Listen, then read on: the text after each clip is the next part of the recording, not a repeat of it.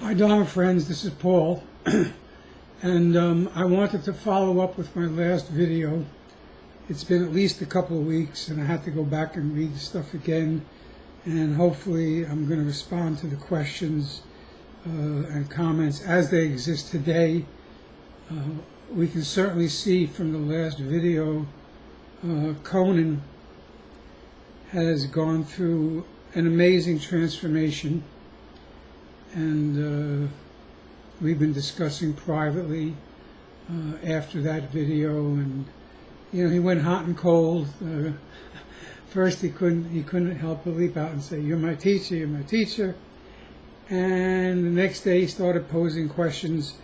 I had said to him, what you want to do, like I've said to everybody, is first spend the time with Amida, one-on-one, face-to-face, belly-to-belly, whatever you want to call it, every day. That's your number one thing when it comes to listening deeply to the Dharma.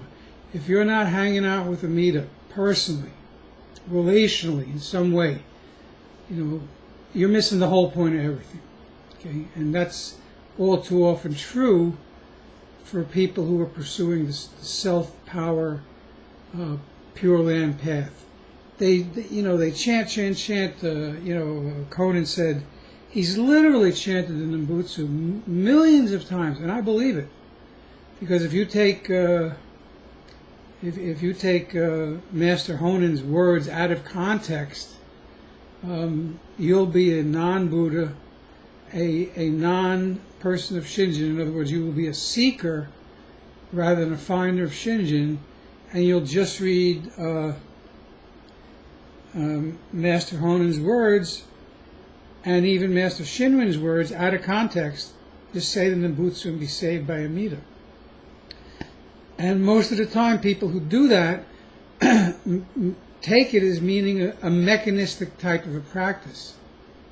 Whereas saying Nembutsu, just saying Nembutsu and being saved by Amida, does not work if you're doing it like that. It just doesn't. Okay? If you're not with Amida Buddha in your heart already, if you have no personal kind of connection to him, but you're just looking at some other Buddhist thing to do, it's like the Tibetans, and I could talk about the Jews plenty because I'm a Jewish person. I could talk about the Catholics, but the Tibetans have these little prayer wheels, You find these kind of things in all religions as part of their self-power practices, not just Buddhist religion. And you'll see these guys. I've seen pictures of them, videos, and the guy's standing on the corner, and he's got his prayer wheel in his hand or whatever it is, and he just keeps going like this back and forth to keep the wheel spinning and turning one way and then another, and there's some little thing that hits the wall, a little seed or a little tiny shell or whatever it is, boom, boom, boom, boom, back and forth, Namune Butsu, Namune Butsu, Namune Butsu, Namune Butsu. They certainly have one for, oh my gosh. They certainly have one for Nichiren's religion, Nichiren Buddhism. Chant. I don't remember what it is anymore. It was not any of the paths I explored, but for whatever reason, I knew from a youngish age that anything that's ritual based is very problematic for most people. It literally takes their eyes off the prize, as Martin Luther King said. Keep your eyes on the prize. What's the prize? The prize is the relationship between you and Amida Buddha coming to fruition. In other words, the whole point of True Shin Buddhism, as Master Rennyo said so clearly, in our school, Shinjin is everything. My job, if you want to call it a job, my vocation is for those that are drawn to me or to Adrian or to Aiken Kobai or to Rick, or to Camille. Our work is not to make them smart. Our work is to make them be people of Shinjin, however we can help in that process. That's what we're here to do. That's what a true teacher of Shin Buddhism is here to do. Say something, do something, point somewhere, use words, use pictures, do whatever, so that the guy I'm tutoring or I'm mentoring, okay, so he's going to say, yeah, Paul's my Dharma teacher, okay, I'm tutoring and I'm mentoring him because I am a person of Shinjin. And when you're a person of Shinjin, you can put everything else away and you're not missing anything. This is the amazing thing. This is one of the reasons people hate me, because I say this. But it's absolutely true. And I've proven it again and again and again and again in the way that I've mentored people. I'm not bragging on that. I'm just saying I know what to do most of the time. And I do it. And the people I do it for then receive Shinjin. And then they know what to do.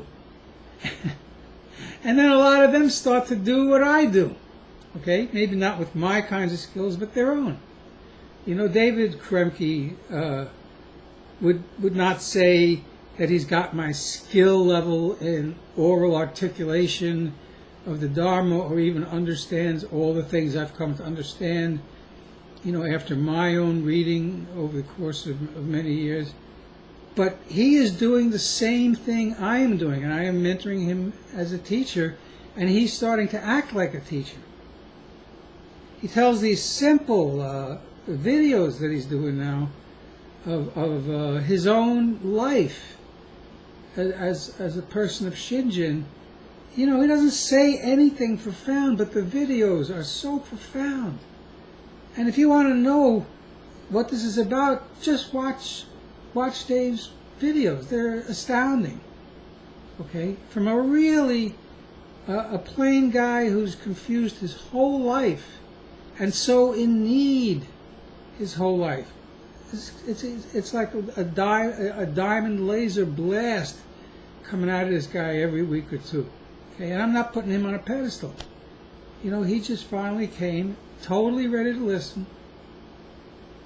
And he'd been in, the other kind of self-power, Pure Land Buddhism. I think that was the last adventure he had on his spiritual journey. And then finally he found himself at our doorstep. And we started talking, and it was so easy because his karma was ripe, and I was able to just tell him a couple of simple things. I said, why are you bicycling through the streets of Houston with headphones on, or those little earbuds, blasting, one of the Chinese sing-songy versions of Nam Amida Butsu? Because if you're doing that, you're putting your life at terrible risk. Why are you doing that? It was a hilarious conversation in retrospect, but I was literally trying to save his life. And so I had to point out to him that what he was doing with his life, in pursuit of the highest and best goals, was just nuts. And I will tell somebody when I think what they're doing is just nuts, and then I'll explain why it's nuts.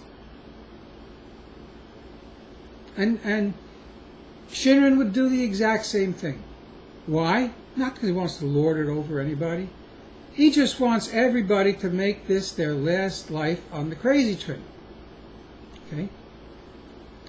So that's the first thing I want to share, and I am particularly responding still to Tim Croft and people who think like Tim Croft. Okay?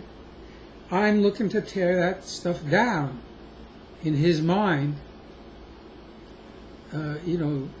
with all due respect to him as a serious seeker, serious man. And I'm doing it to him because he's archetypal of so many people out there who really want Shinjin, even if they can't understand why they want Shinjin. They just don't get it. They literally don't get it. And so as I'm on this journey here at this space and time, this point in space and time, I am here because I want them to get it if it is at all possible. If it's not possible, their karma is just not ripe enough to listen deeply.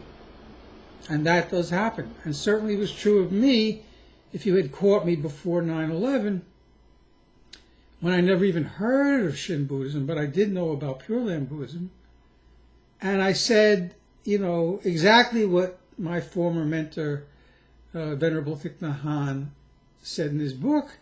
He said, I'm a Pure Land master in Zen, in Pure Land Buddhism, and he is. And he says, I'm also a Zen master in Zen. So I have much experience, living in both schools of Buddhism. And he said, and I can't remember the book, but some of you may know it, it's one of his more recent books. He said, Pure Land Buddhism is like, it's Dharma for babies. Okay? And then finally they graduate from being babies. They don't need to be sucking on baby food or their mother's breast. They're not babies, okay? They start to grow up. And when you start to grow up, you switch from Pure Land Buddhism to some adult Buddhism, something with some real meat, or if you're a vegan, some real, ripened tofu, whatever you want to go with. It's a more mature form of Buddhism. It will take you farther than Pure Land Buddhism. And like so many people in the Asian countries, both are often practiced and intermingled. And I have more to say that, which I'm not going to talk about today. But we're coming up on a real big post about that subject, mingling Shin Buddhism with Zen or anything else. But anyway, so for Tim, not going on to Tim,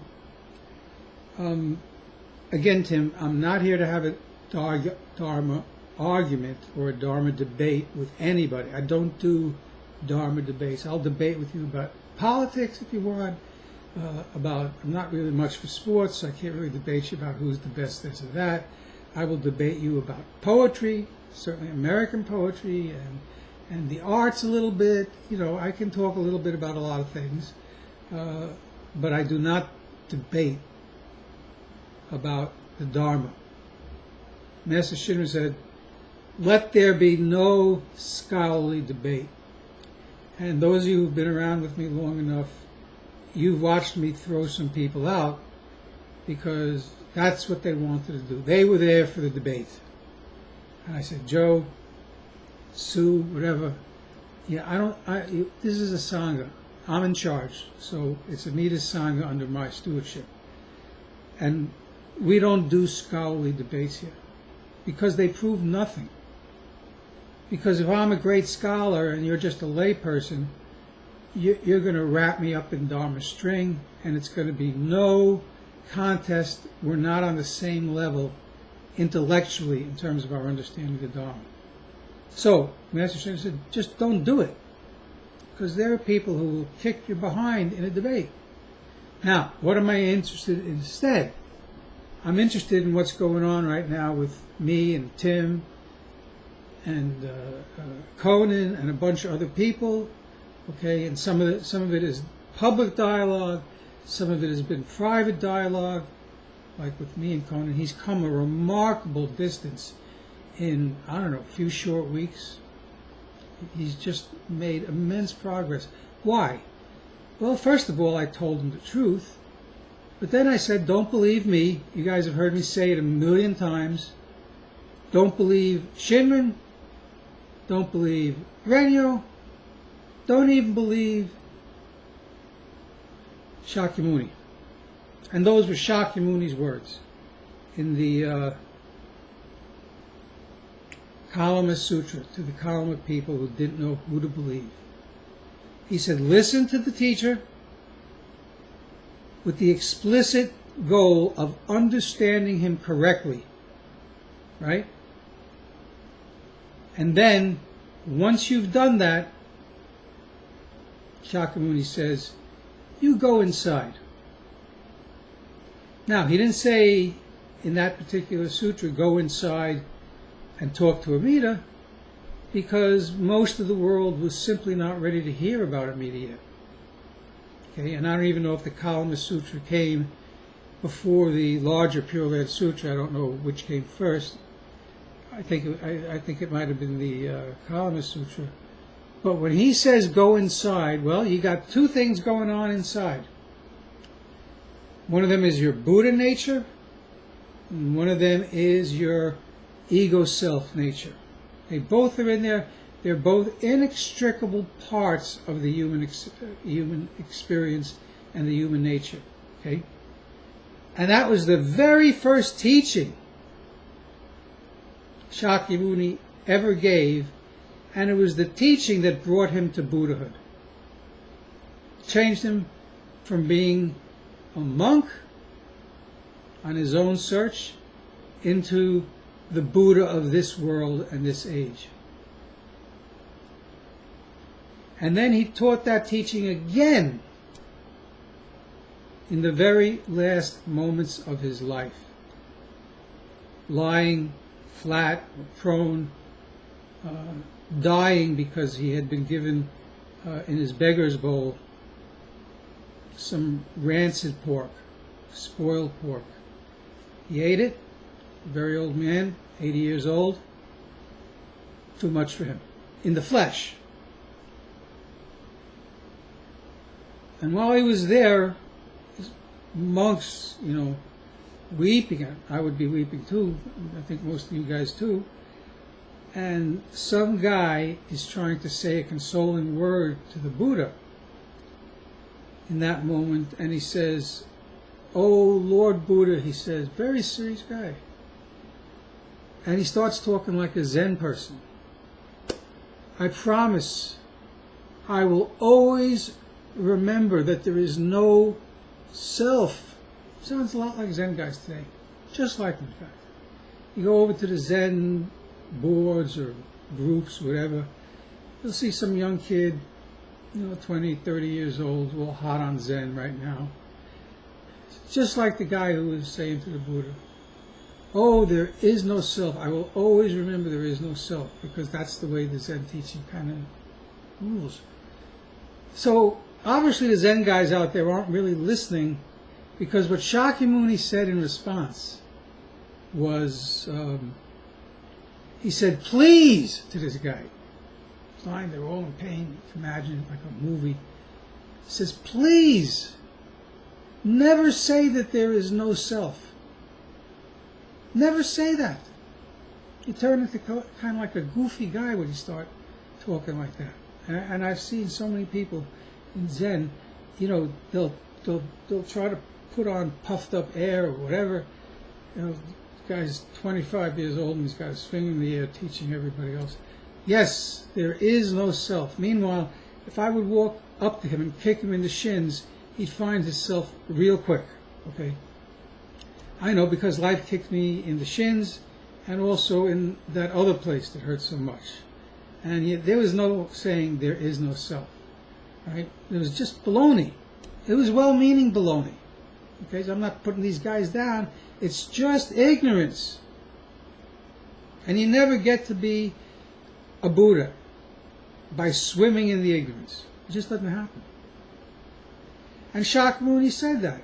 He says we have two selves, not no self. As a human being, we have two selves. We have the Buddha self, and we have the non-Buddha self, or the ego self. Okay? So, in the beginning of his journey, he found this ego self. The last thing he found under the tree, under the Bodhi tree. And he says, "I have found you at last, the builder of this house of suffering." So that's one of the selves we have to contend with for our whole lives, every life after life, until we come to the end, which is the place of Shinjin.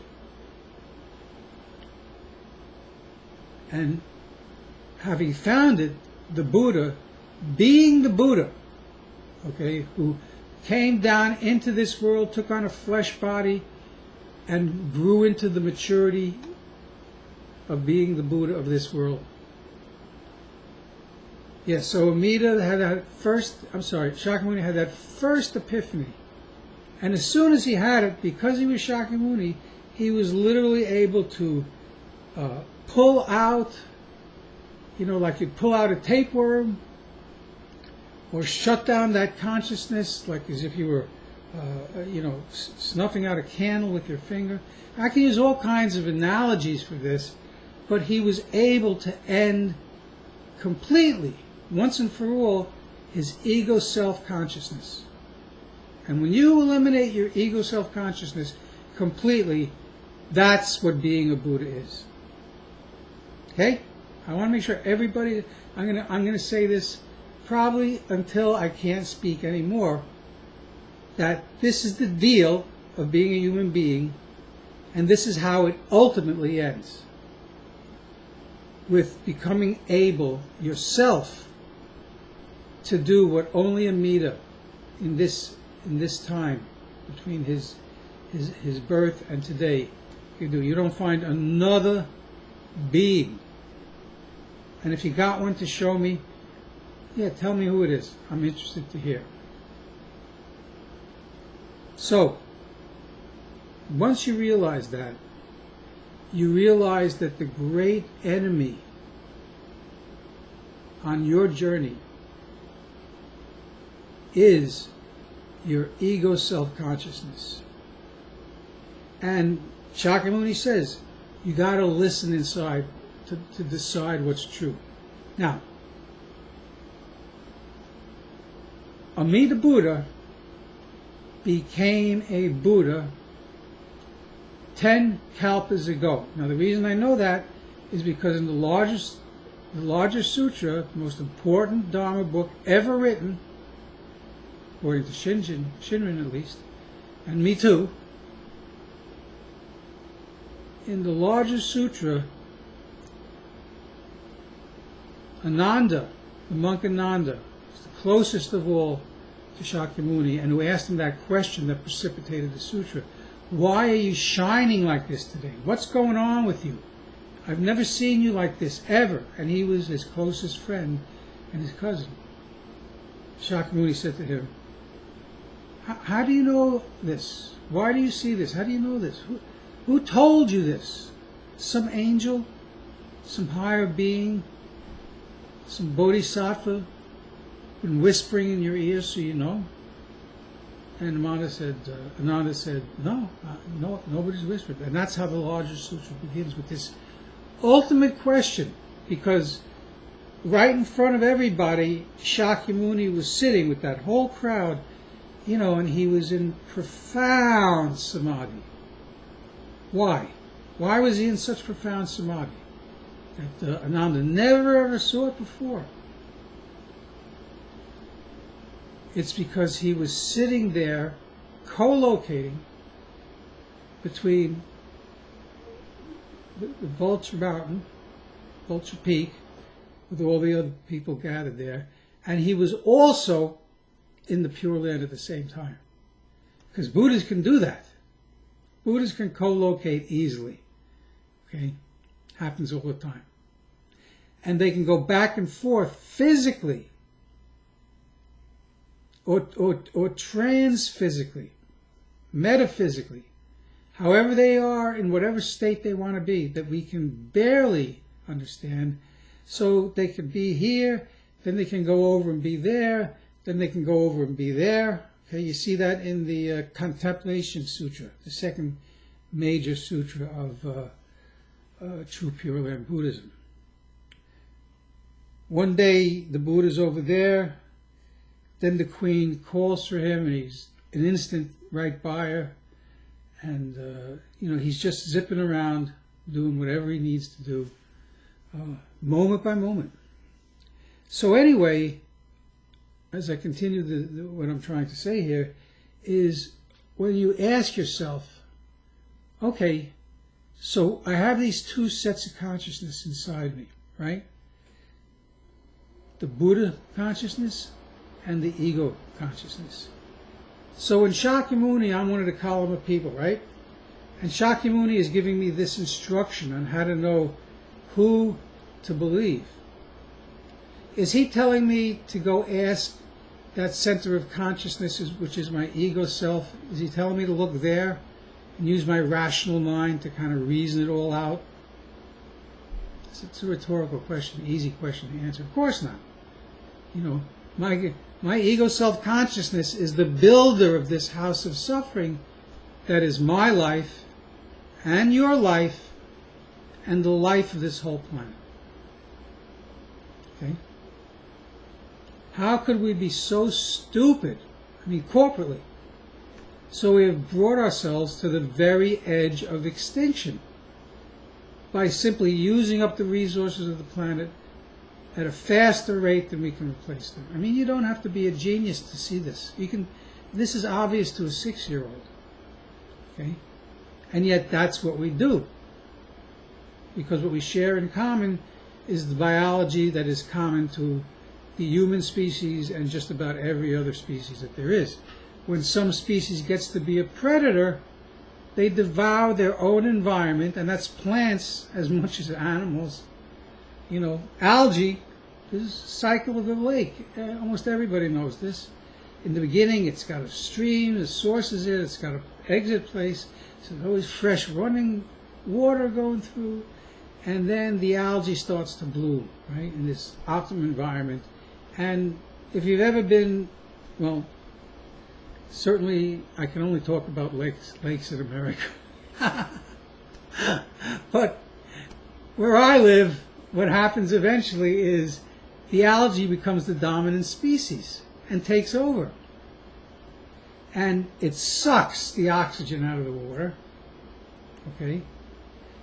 And it just ruins everything. And so now, when I was in Jersey, I lived right by this lake, which was at this advanced stage. Not the one right by my house, but the one about a mile or two away. Lake Musconetcong, that's the name of it. And I was going there and enjoying the lake sometime, and you could see in the water at the end of the lake, they had these machines that is designed, and is all over the country in America, and I'm sure many other places, huge machines like harvest wheels that's designed to harvest the algae and get it out of the lake, because the lake was growing old and about to die from this predator species.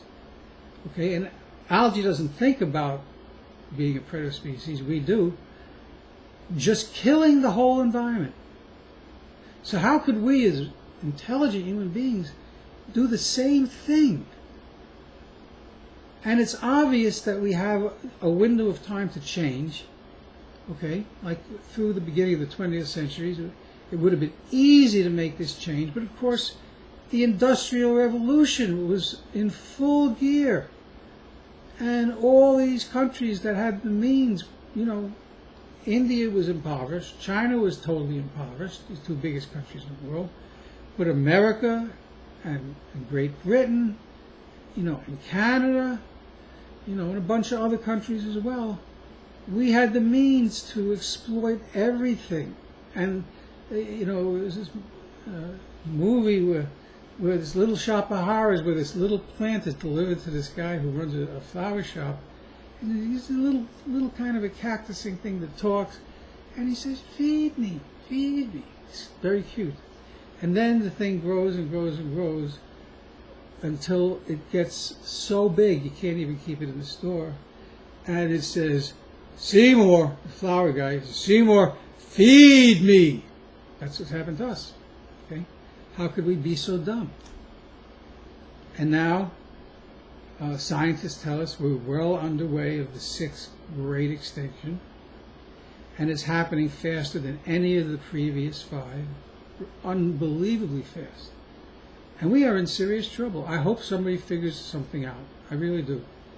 Because we don't want to go too far down this road. Okay?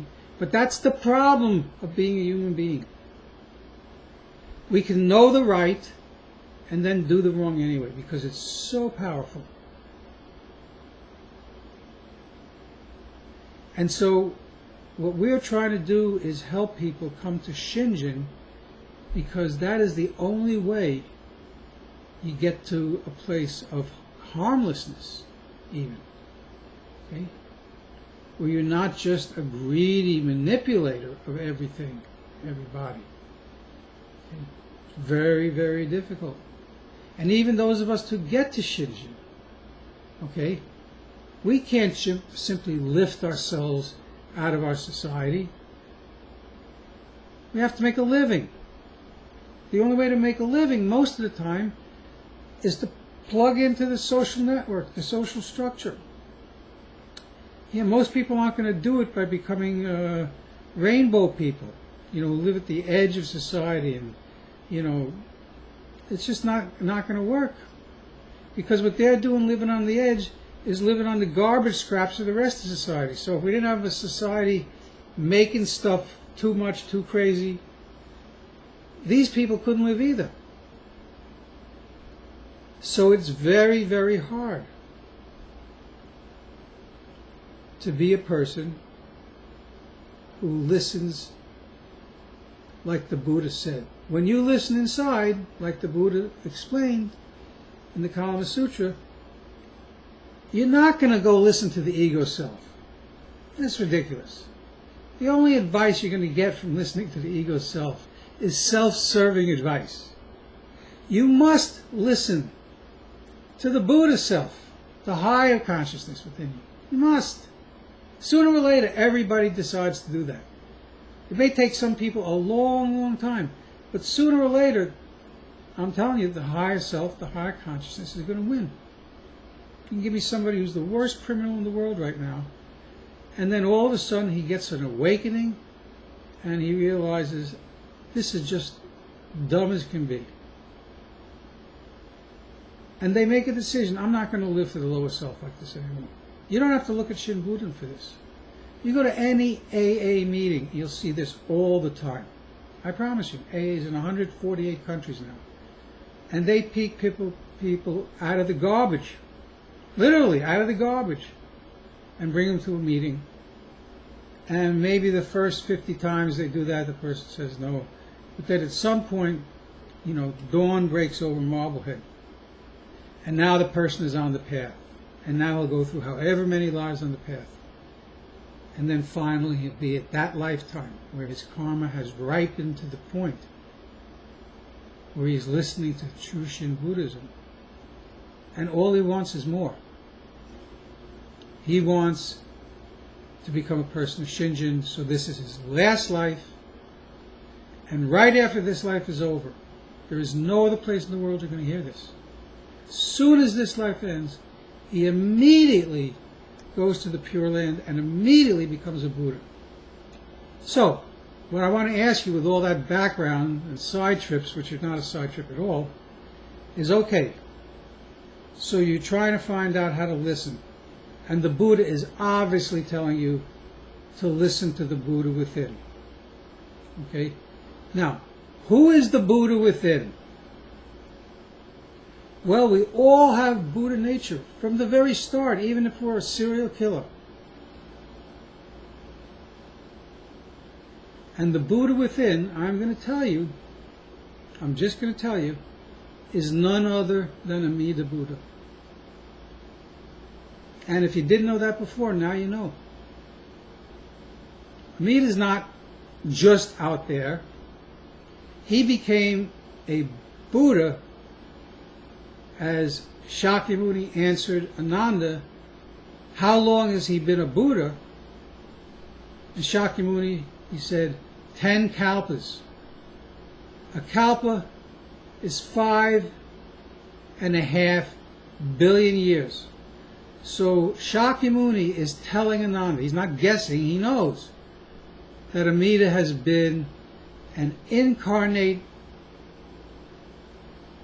individuated Buddha, not in a flesh body, but in that transcendental body, Sambhogakaya body of the Buddha is called. Not just in that Dharmakaya body, that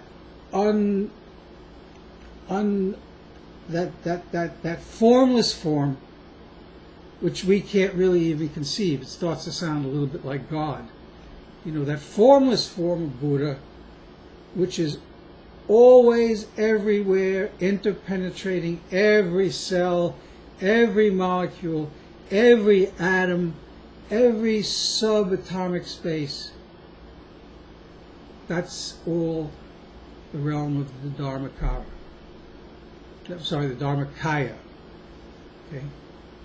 What we got inside us already is Buddha in a box. Okay? That's Amida Buddha. And even if you're not a person of Shinjin yet, and you don't believe what I'm saying yet, that's still the truth.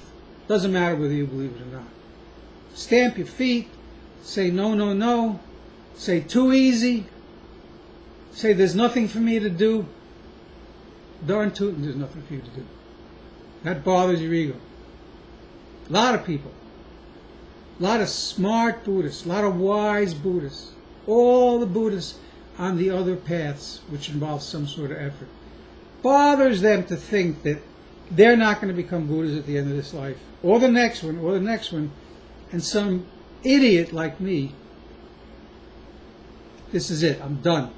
Last ride on the crazy train in samsara for this bamboo. You know, back when Shinrin was doing his thing as the founder of Shin Buddhism, you know, there was this one guy who had such a bug up his behind about this teaching. His name was Benno. And he went to visit Shakyamuni just to kill him. It bothers people so much. Believe me. I know I've been on the other side of that many times, and I still am, and so is Josho Adrian. Okay? People literally hate us for talking the Dharma straight. They do. My best Dharma friend was one of those guys not that many years ago. Guy, he could not stand me. He thought I was crazy. He thought I was teaching terrible heretical views. You know, let not there be the slightest deviation, Yuenbo said, from the views taught by Master Shinrin. Yuenbo was Shinrin's direct student. And people just can't accept it, even when they're willing to talk with me as friends who have a disagreement, which is the best thing to do. Okay, that's not a Dharma debate, that's a Dharma dialogue. And I love to have Dharma dialogues with anybody and everybody. We're not going to try to beat each other with a stick. We're going to try to talk to each other to explain our position. We're going to try to listen to each other so we can understand the other person's position. And then we're going to go quiet and take it to the quiet place, whatever our quiet place is. My quiet place is Amida Buddha himself. And we're going to listen. You know, we're going to both shut up. It's key. Got to sit down and shut up after we've explained ourselves back and forth. And just listen. Now, I'm going to tell you honestly, it's an unfair contest, okay? Why it's unfair? Well, the thing is, you have to bet on the right pony. That's the whole deal. So if I'm going to come out of this Dharma dialogue, and the pony I'm betting on is Amida Buddha himself, and the amazing relationship I have with him myself, which started back in late 2004, and now it's 12 years. 12 years of relationship. Still not very wise in doctrines or secondary teachings. You know, Josho knows a lot more. Adrian knows a lot more than me about some details. But I'm having a relationship with the guy who knows everything. Okay? So it doesn't even matter what Joseph knows that I don't know, or Aiken knows that I don't know. Because they don't want me to look to them particularly for the truth. They want me to look to Amida, just like I want them to look to Amida for the truth. I don't want to really hear, even though Aiken's a scholar, one of the greatest scholars in the modern Sangha for sure, and he's also been a hero of mine because of the way he stood up and he used his scholarship to try to resist all the false teachings that have been really overwhelming the Shin Sangha. Divergences. Yuenbo's whole book is, Tanisho lamenting the divergences, and he starts out by saying, let there not be the slightest divergence from the original teaching. Not the slightest, not the sliverest. No divergences. Okay? So even though I'm not a brilliant Dharma scholar like Aiken will ever be, he wants me to get the right answers by my communion with Amida, Buddha. And then if that's not working somehow, I'll write him a mail. I'll write Adrian a mail. Those are the two guys I would know to write to if I'm stuck. I can't figure out something, which does happen. But I'm listening to the Amida. Now, who's the other guy listening to doing this Dharma dialogue? Well, the best possible answer would be he's listening to Shakyamuni. That's not what Shakyamuni said to do. Shakyamuni says, don't listen to me. Because there's a lot of things that Shakyamuni said that are all part of Buddhism 1.0 and are totally irrelevant today. Because what I'm doing is Buddhism 2.0. The Buddhism, not the Buddhism of Shakyamuni, the Buddhism of Amida Buddha. World of difference. So, one way or the other, either through Amida talking to me directly, or one of my Dharma brothers in Amida's Buddhism 2.0, I'm going to get the right answer. This guy who's listening to Shakyamuni, at best. And if he's listening to somebody else, let's say the Dalai Lama, okay? Well, Shakyamuni Buddha made it very clear. I've read it. I couldn't find it for you right now, but maybe Aiken could. He said unequivocally, stay away from the occultic arts. No astrology, none of that occult kind of stuff. And yet, I'm sorry to say that the Dalai Lama carries his own astrologer around with him, and astrology is a major part of what he uses to make his decisions. Something the Buddha absolutely, unequivocally said not to do. So even if I'm having a lovely conversation with the Dalai Lama, and I love this guy. He's a face of Buddha to the world, and he is such an admirable face. And people who are not interested in Buddhism can somehow hear the Dharma, Buddhism 1.0, through the things this guy says and do. Now, he also has a bad beef going on with the new Kadampa tradition, and I'm not going to talk about that today. But he is really the living face of Buddhism for most of the world. Even people who are Jews, Christians, people who have no spiritual stuff at all, nihilists, atheists, whatever you want to call them. So that's the thing I'm saying here to people like Tim. We can have a dialogue back and forth, and I love having the dialogue. But if you're not listening yourself directly to Amida Buddha, which is one of the last things that has come out of this, you're going to change your mind later. In this life, I don't know.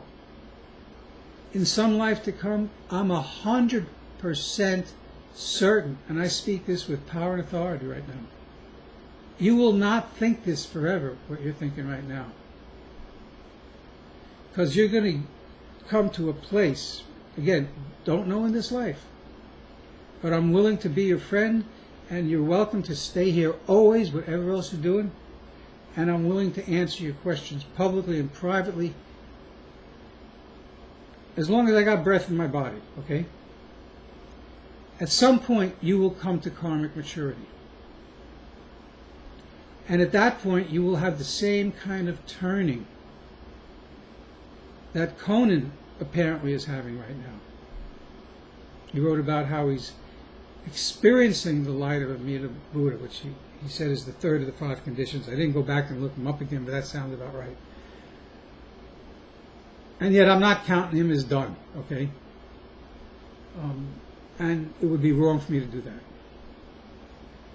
Because if he comes to settled Shinjin, rather than falsely or unsettled Shinjin, those are the 3 states described with the word Shinjin, he's going to go away. He'll just go away. He's not ready. He's holding on to something. Now, let me talk about this. Because again, this is not just about Tim.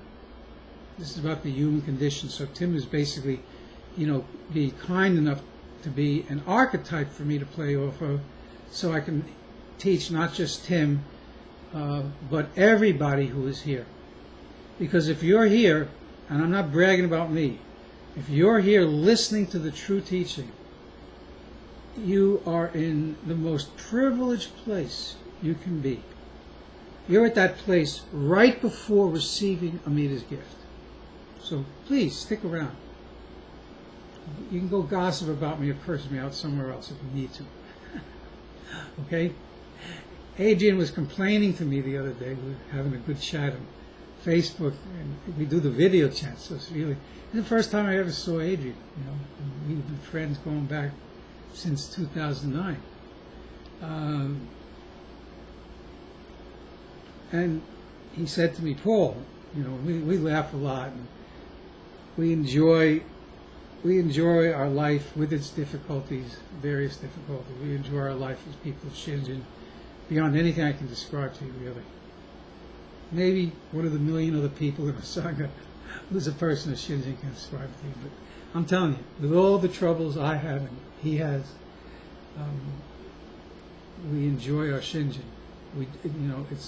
It's more than a duty. It's more than a privilege, although it's so much a privilege. It is like, it's the best. I can't even describe it.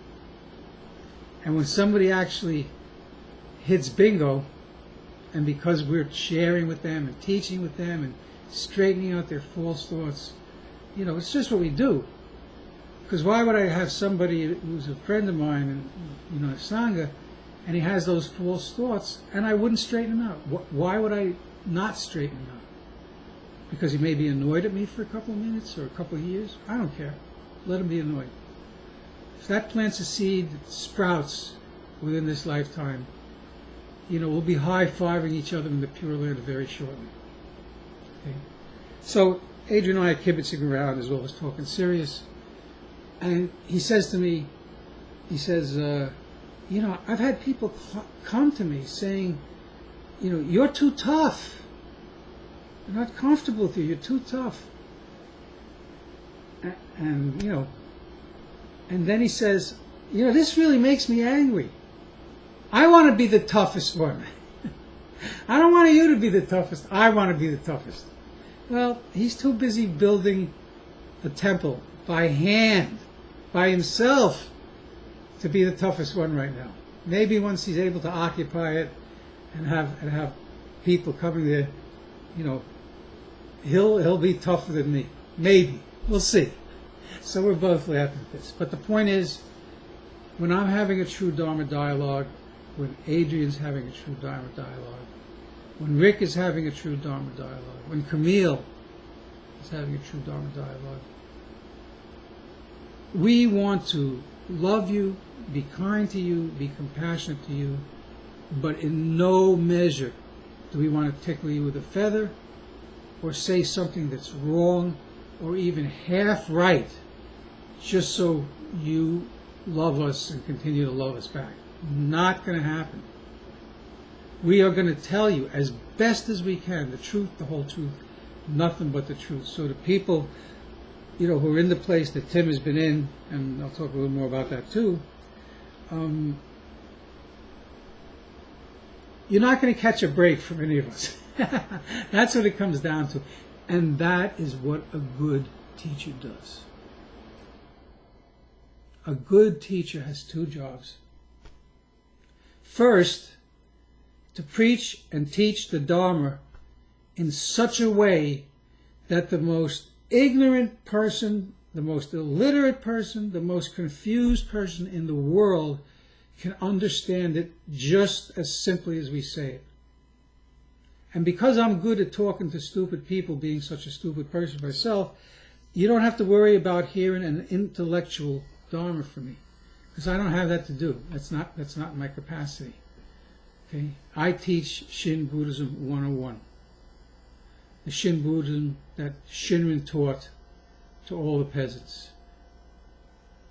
Okay? The Dharma that Amida Buddha taught before he took over Buddhahood and his own land, and he was among the common people for countless births to straighten them out every birth as much as he could.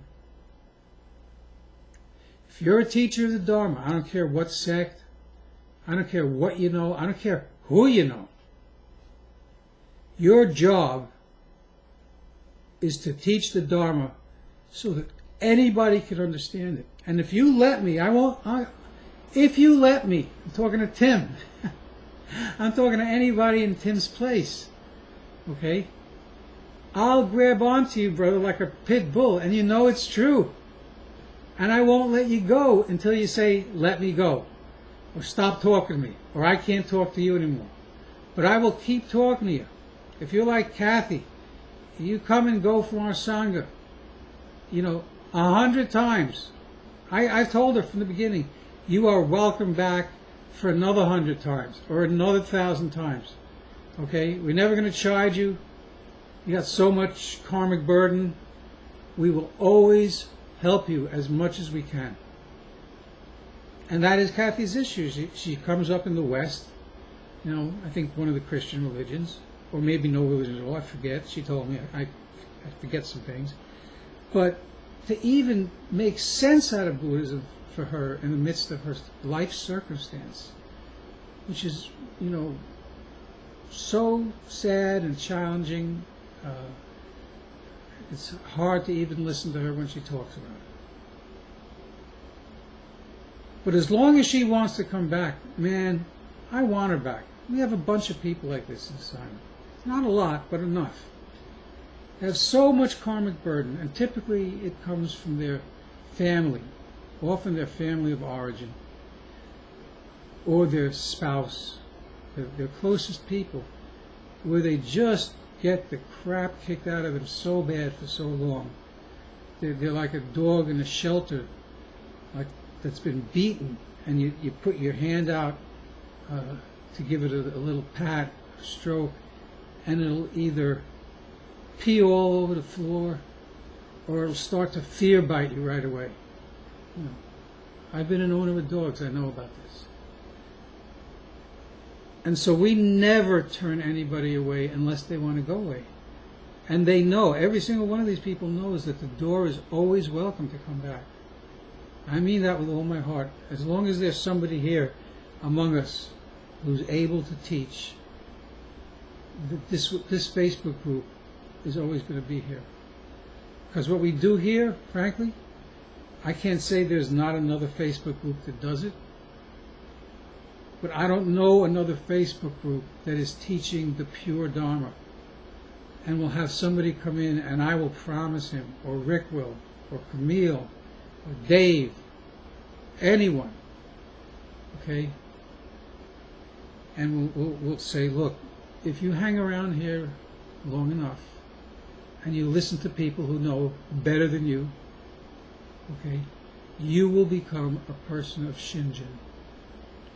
And that will change your life 100% more than you can possibly know right now. Okay? Ray Shepard, Chris Tornay. There's other people here who don't speak out very much here. But they will all say the same thing. And the person's either going to stick around, or if their karma's not right, they'll leave. They will come back later. Maybe not to this Sangha, maybe not in this body, maybe not in this life. But sooner or later, everybody decides this is what they want. Amida made sure, when he took his throne 55 billion years ago, 10 kalpas, everybody was going to make it. However many gazillions of years it might take. So that's that. Now I'm going to get back to some Tim stuff in a little bit, but I wanted to speak to one or two other things, and one of them is my dear friend David Pinto, who I'm about to get with her privately, but he's one of the people in our group, and he's one of the people I love and work with personally, and there are a couple others, Gabriel and Carmen, who are mostly hanging out, I think, in the True Shin Buddhism group. And they've, as far as I can tell, have been doing everything the right way. They're totally committed to this path, which I just heard from them the other day, which is so happy, because I worry about them, honestly. And yet, for whatever reason, they're not able to get it yet. I mean, I don't see what they're doing wrong. I've spent many hours with both of them. I don't see the obstacle. I'm not a Buddhist, so I don't see everything. I really have great limitations, as all of us do. So I've run out of smart things to say to them, and sometimes I really do have smart things. I had smart things to say to Jiko, and it just became like a Dharma sword, cutting away the chains, with the Dharma sword, and many times people will experience the chains of ignorance just fly off their body. I'm not bragging on it. I could never do this.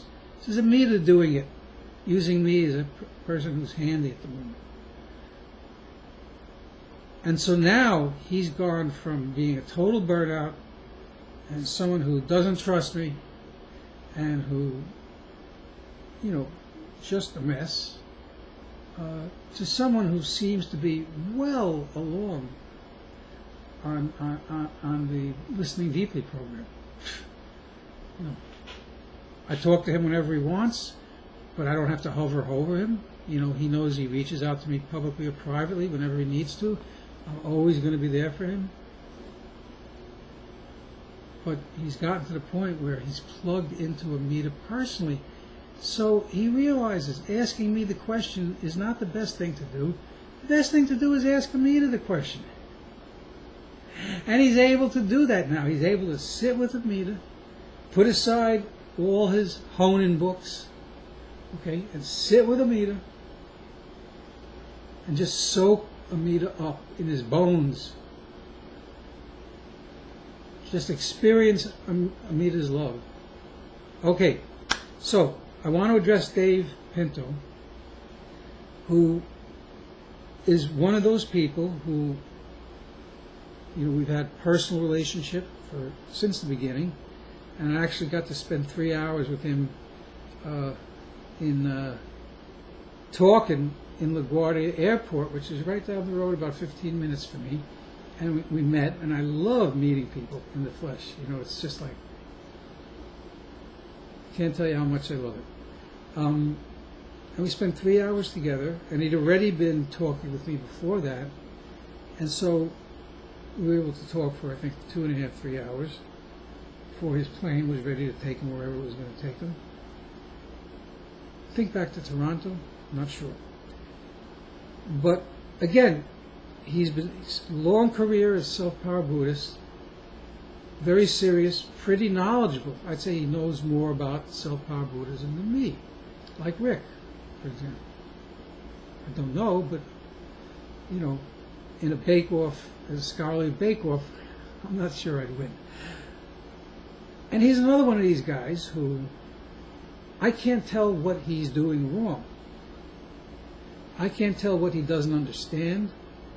I can't tell where his willingness falls short. You know, just like Gabe and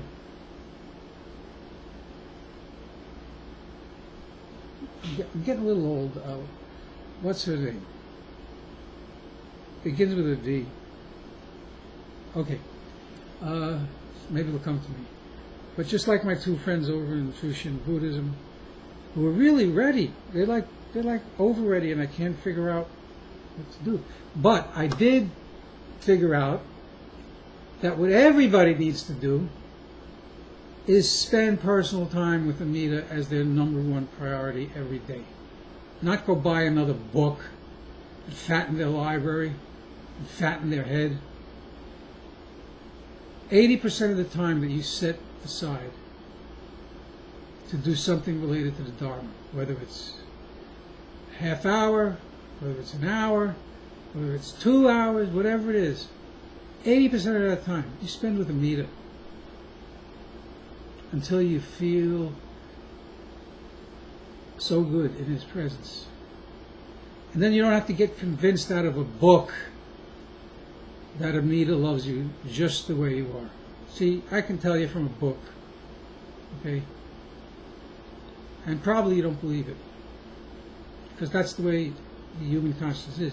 But when you're doing this with Amida every day, you don't need a book. So now I'm telling everybody, because I understand better than I did when I started teaching 12 years ago, we have a mental, tick in our ego self-consciousness that loves to learn more, read more, talk more, okay, appeals to our ego in a dozen different ways. And after I started this Sangha, had a much broader array of people to talk to, I was able to say, dude, you're not a person of Shinjin. Why are you reading so many books? How is that going to help you? That's just going to confuse you. You're not ready to read 8 books. Books written by scholars. You're not a person of Shinjin. You can't possibly understand anything that you're reading. That's the truth. I tell that story all the time. It's right out of Master Rennyo's lips. You can be a professor. You're not a person of Shinjin. You got nothing. You can't understand the Dharma. You can't teach the Dharma. So many people in the Shin Sangha today got nothing because they don't have Shinjin. I tell you, the professors, they know I say this because what I say gets around. And they hate me for saying it. I'm saying, take off your robe, go sit down, and don't go stand up and put on the robe again until you're a person of Shinjin. You got nothing to teach. If I want to hear about the history of the Sangha, I can get that from a historian who's not even a Buddhist. Books I can buy if I'm interested enough, right there at Amazon. But you, wearing your fancy robe, forget about it. You can't help anybody, you can only hurt people. And I realized I had to say to the Sangha, Amida made me realize that people were going off the rails like this, masses, even if they were sincere people in True Shin Buddhism. And so I started to stand up. I talked about this with Rick the other night, and I think Camille was on the conversation. And Rick has known me since 2009, when I also really got to know Adrian.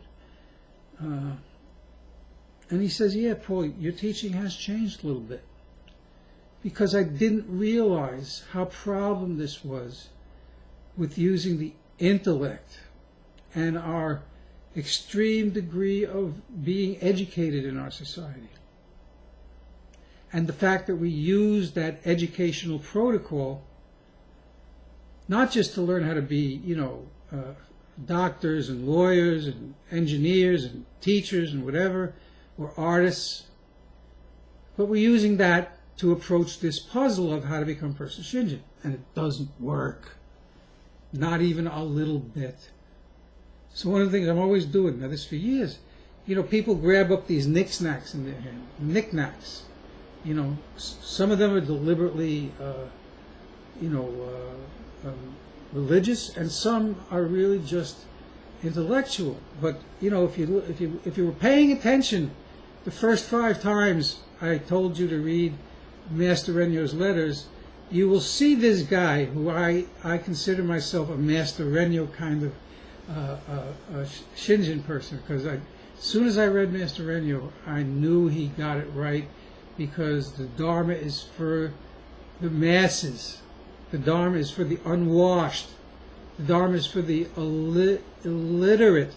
The Dharma is for the over intellectual. Okay? Who want to stop the nonsense. Okay? And I said, I got to tell my friends, and you are all my friends, and everybody in the Sangha is my friends, including the people who hate me to this day, and hate Adrian to this day. There are Sanghas in Europe that when Adrian started to stand up and speak the truth about this crazy, ubiquitous idea that Amida is something less than a real Buddha. He got bounced. He was an honorary member in some Sanghas. I'm not going to talk about that in detail right now. They bounced him out. They say, you're not an honorary member anymore because we don't like you saying that Amida is a real Buddha and that everybody who says otherwise is a false teacher, which is exactly what he said. And it's exactly what I say.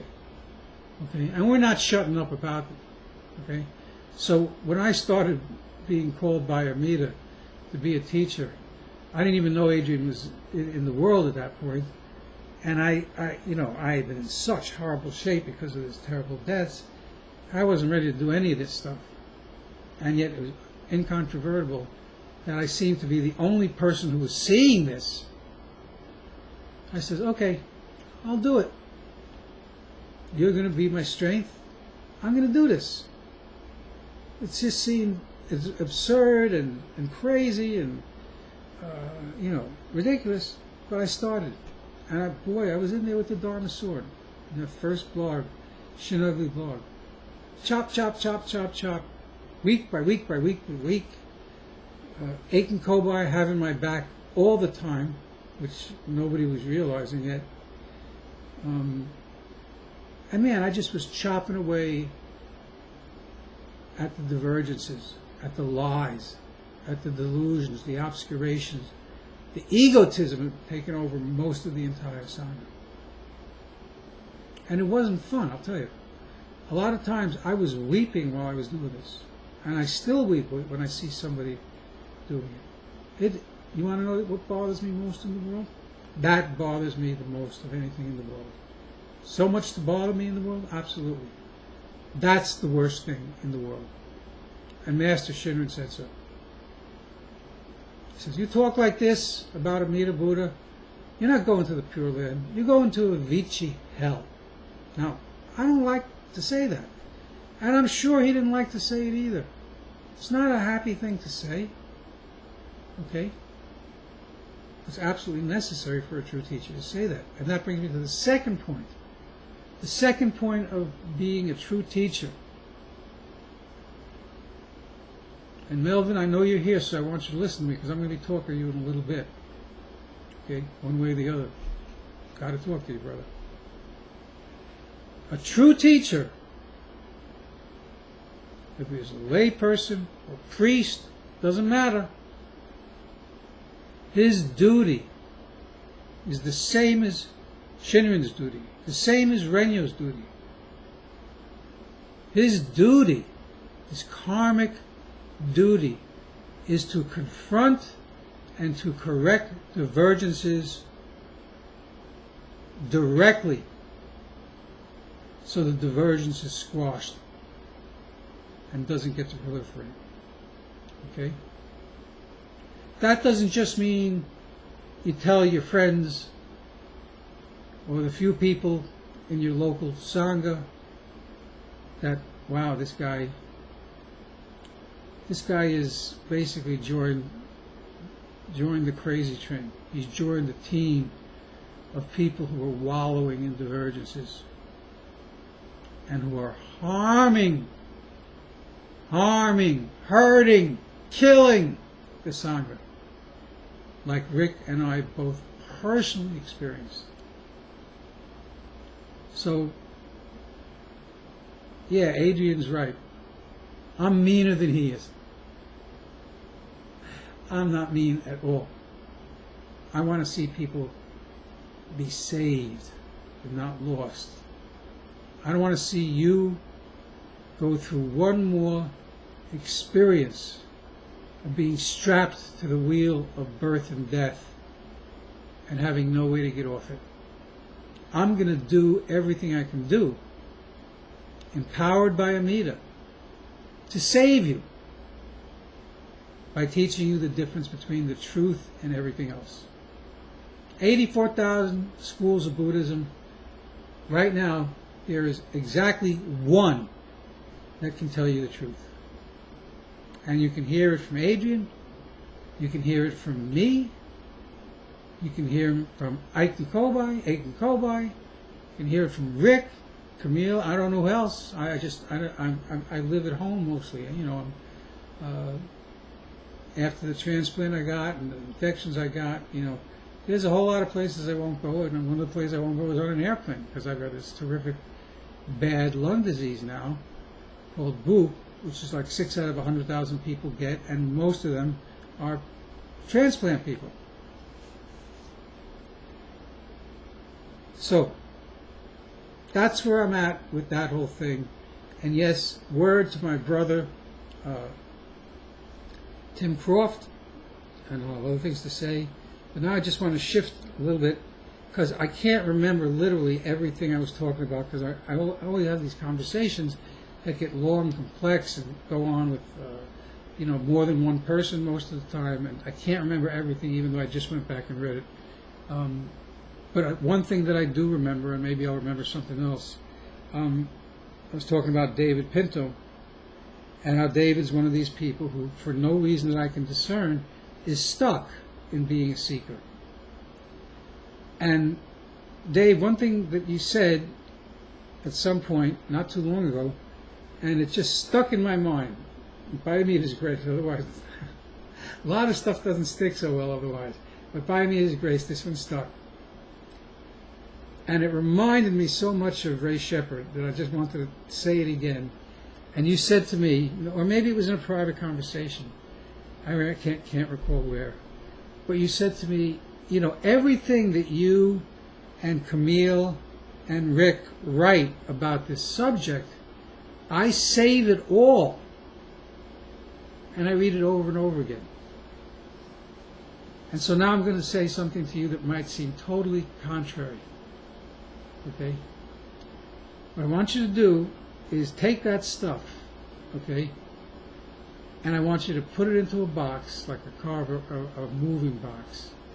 And I want to take all your other stuff, everything you got in your house that is related in any way to any metaphysical path, including Buddhism. I want you to take it, put it all in the box, or if you need 2 boxes or whatever, okay, put it in the box. I want you to seal the box with moving tape or masking tape, whatever you want, so that it is sealed, okay? And you can't get to your own stuff unless you get out a knife and break the seal. I want you to put that box, or those 10 boxes, however much it is, put them in the back of your basement or your closet or whatever it is your living arrangements allow.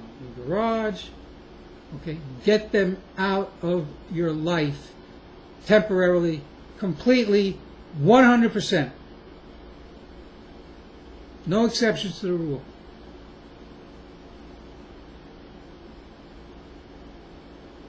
You want to leave Master Rennyo's letters around? You can do that. Get rid of even the collected works of Shinjin. For right now, put it in the box. Why?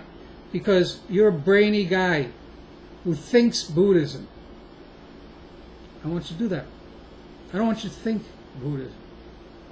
That's the problem with all the overeducated people. They all think it's their business to think Buddhism. And as I've been saying to you for the last hour, or whatever it is, it's not their business. Okay? And now you do that 80-20 thing in your own little space for whatever amount of time you have every day. 80% of the time you spend, listening deeply. You just be with Amida Buddha, the real living Amida Buddha. You do it every day. Even if you don't know how to do it, you do it every day. You meet the Buddha who can and will save you. Meet him. Talk to him. Listen to him. Ask questions to him.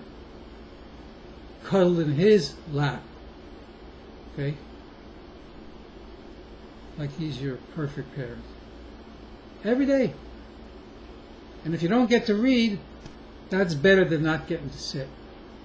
When you sit, you are listening deeply, brother. And I want to get all these other distractions out of your life, just like we finally got them out of Ray's life. And he finally was totally willing. Man, it took him a long time. And the reason it did was because of his own karmic issues, which I understand very well. Amida showed me the issues. And once I knew the issues, as long as he would hang around or come back after he quit, he did a lot of both. We could keep going. It took 5 whole years. I was actually talking to him when I was in the intensive care unit,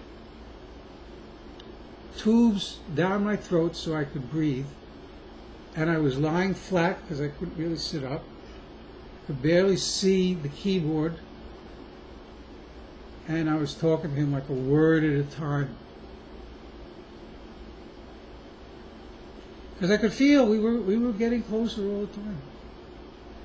He still was too stubborn, I have to say. That didn't work out in the hospital. After I came home, pretty sure it was after I came home, he wrote back to me and he said, okay, Paul, I'm just ready to do this your way and just your way alone. I'm going to stop riffing. I'm going to stop trying to talk to show everybody that I'm not stupid and I maybe do have the gift of Shinjin. I have several people like this. Okay? But I see none of that works. It just doesn't work. It'll never work, actually. That's the truth. I say that with authority. Okay? He says, I'm giving it all up. And those were the instructions which I'm just giving you. Those were the instructions I gave to Ray. And that's the thing that worked. A month or two after I gave him these instructions,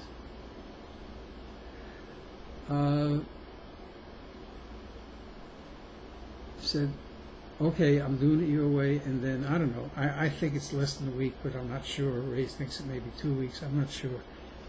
Immediately, in the eternal expansive time that we think of as Buddhists, right? Immediately, in a week or two, Ray writes me, he says, I get it. I got it. Thank you, Amida Buddha. I'm sitting there at my end of the computer, and I don't know whether to laugh or cry, because it means all the world into me. I mean, really. And I could bring those feelings up right now. They come back every time I think about that. I get shivers up my spine. Because I know I didn't save him. I know I just helped him get some obstacles out of the way. And that, my work was good at that point. At that point, it was the right thing to say to him. Right thing to the right person at the right time. Skillful means. Again, I'm not bragging on it. It's not me. I could never do it. Okay, so that's where I'm going to stop today. It's already been a long time. I don't even want to ask. It's it's an hour and 20 minutes already. If I had a question from somebody else that I didn't cover, please remind me of it, and I'll probably just write, because I can write short. I can't write something like this. It's too long. And Tim, of course, if you have something more from your original letter, I can access that letter easily. But you are changing, my friend, even as you listen to the Dharma, one time after another. Oh, I remember the last thing I want to say to you. It's not yet an hour and a half. I got 10 more minutes. Tim, one of the things you said that I really took deep attention to was, you said, maybe, I don't know, 4 or 5 days ago, a week ago, you said, I can't do that listening deeply stuff. You use your own words. I can't sit down and be in Amida's presence. My mind, or my mind-body complex, or whatever it is, it just doesn't do that. Okay? And my reply to you is that when you say those things to me, as much as you mean to be truthful and honest, that kind of statement is definitely coming not from your Buddha self. It is not. That is coming from your ego self, the builder of this house of suffering. And so what you haven't yet done is you haven't yet been willing or able, or both, I don't know, to do what the basic instruction is here, which is, this is the temple we're in, as we're talking. And when you come to the temple, and we're not public, but we're each private, the first thing you have to do is empty your cup, all the crap that comes out of your ego self, all the thoughts, all the beliefs, all the conclusions. You got to empty your cup so that Amida can pour you his tea. That is, you have to look at whatever you're saying here and say, this is me being the monkey who I am apart from grace. This is my ego self talking, saying things that I have no idea if they're true or not. You don't even know who you are yet. You don't know what you're capable of yet. You can't. You just can't. Okay? All you can do right now, if you're willing, here's the thing, Tim, my friend, if you are willing, is to put aside your whole ego mindset.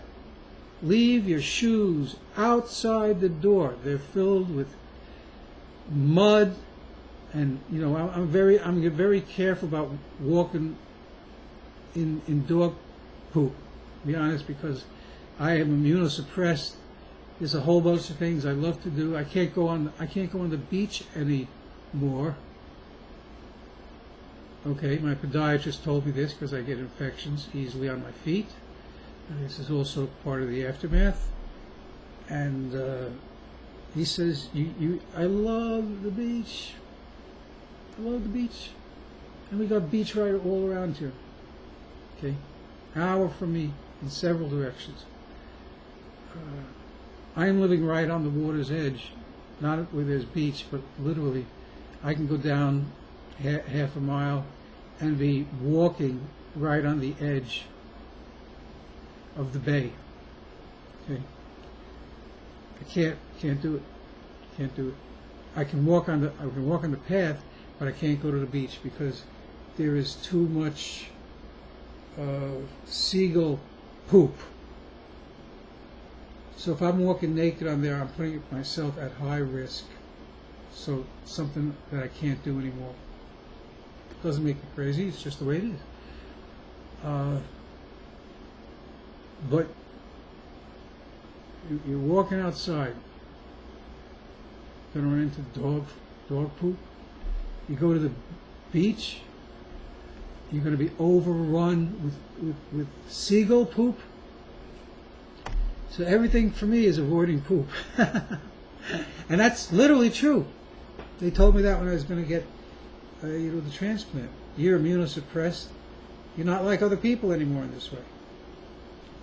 So when it comes to listening to the Dharma, I take that analogy right there, just to make it real clear. My shoes are full of poop. Not my fault, but that's just the way it is. And I've got to leave my shoes outside the door. Brother, I'm talking to you. I'm talking to myself, talking to everybody who's listening in. Your mind, your ego self mind, is full of poop. And you must leave your shoes outside the door of the temple to get the benefit that Amida can and will give you sooner or later. So all this, I can't do this, I can't do that, outside the door when you come in to visit Amida.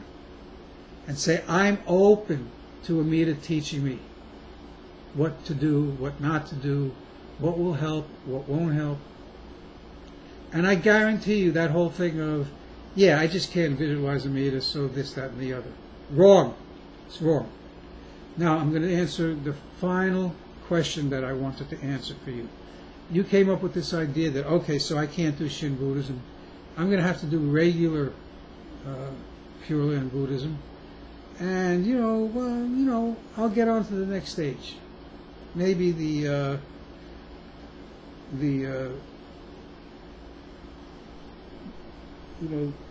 borderland to the Pure Land. It's the first little tiny leap once you've left samsara. Now, I'm going to tell you the truth. Because I'm a person of Shinjin, I've reached the place of non-retrogression. As much of a dumbbell as I still are. And the Buddhists consider me equal to the Bodhisattvas and even to the 8th stage Bodhisattvas, which is the non-retrogression place for Bodhisattvas, and they consider me equal to themselves because they all know, all the countless Buddhas know that I'm a person of Shinjin, and they consider me their equal. And they know this is my last lifetime as something less than a Buddha. They know it.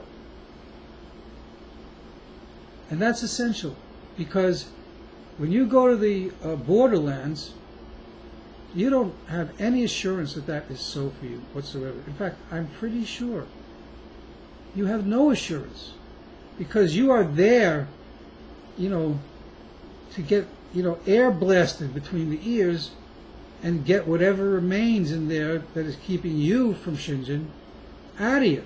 I mean, it is a purgatory experience. Okay? You want to call it a metaphysical enema? Fine. That's kind of what it is. They're just trying to get you cleaned up enough so that you don't languish there for a million years. And Shinjin says people do languish there for long times. Okay? But you're not going to be promised anything at that point. And can you screw it up for being on the borderlands? Yes, you certainly can. You can. Now, eventually, no matter how you screw it up, Amida's holding you fast. And there'll be a time when that thing is over, because you'll be finally ready to listen, even if you get to go there at the end of this life. But you're presuming all kinds of things that have no basis for presumption at all. Okay? So I think you're laboring under false delusions in terms of your next life. I see no reason why you're not going to take another birth here. Honestly. Okay? And if you do something real evil here, okay, like Shinrin's own son did, you're going to be born in some hell realm. Not even a platform for enlightenment like this world is, samsara. You're going to take birth in a hell realm. I can name you a bunch of people high up in the ranks in one school or another definitely taken birth in the hell realm for their actions, for their karmic deeds. So, while I love you and hope you do progress up without Shinjin this life, I love you enough to tell you the truth. I love you enough to shake you up enough to say, I'm talking nonsense. I'm talking things I don't have any moral or ethical or legitimate dharmic right to say. That's what you are doing, Tim. And I'm hoping that bothers you enough to say, okay, I'm going to stay here and keep asking questions publicly or privately. You seem like a guy who doesn't really care, which is good. I like that. That's one of the reasons I love to talk to you. Okay? Don't have to put it on a buttercup. Okay? We're two men. We're talking like men. And at the end of the day, this dialogue, not this debate, this Dharma dialogue, leaves us in two different places in terms of our understanding. That's just what it is for right now. It will not stay like this. I promise you that. Okay? Your salvation has already been accomplished by Amida himself. That's the other thing I wanted to say. Okay, guys, it's now an hour and 31 minutes. I'm so glad I get to catch up in this stuff because I literally don't have the time to write it all out and do anything in my life, which you guys mostly know is very busy right now. Okay? So Namo Amida Butsu for everybody. And anybody, please feel free to write their questions or responses. Just write on the timeline, okay?